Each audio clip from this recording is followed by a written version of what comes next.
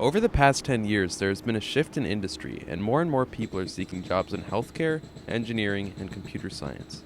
As a result, not as many young people are getting construction jobs. Greg Ferguson, a local contractor, gives us some insight about the construction industry in Austin and how the lack of youth affects it.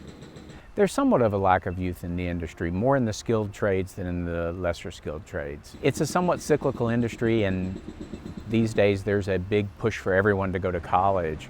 So I think that leads to something of the lack of youth.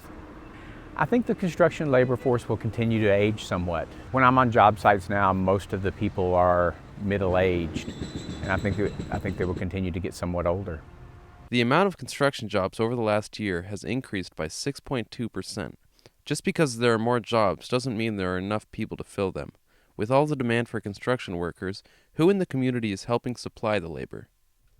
Mr. Neil Little, a construction trades teacher at Cedar Ridge High School, teaches students skills needed in the construction industry. The students utilize these skills in the shop to create their own projects and hopefully will want to pursue a career in the industry. Basically, I've always loved the carpentry trade, and I like working with young people. So for me, I just kind of fell into this. I applied for the job, and I was lucky enough to get it. I think that what keeps me coming back is being able to transfer that knowledge.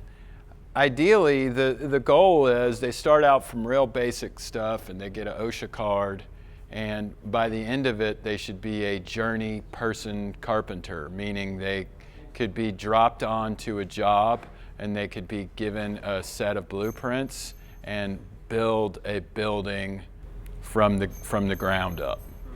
From this class, I hope to learn a lot more about construction and architecture itself. It has a very good basis towards how you should really, build a house, and a lot of other things like plumbing and air conditioning and HVAC and all the other things that you'd really need to learn just to be a basic architect. It has most definitely changed how I want to take my career, because beforehand I wasn't very sure of what I really wanted to do, but with this class I learned that there's a lot more to do just with construction itself and how to do it, and different directions it could take you, and all the new things that are coming into it and new play with the future coming to hand. Although programs like this may be small, they can have a large impact on the shrinking construction labor force in the growing Austin cityscape.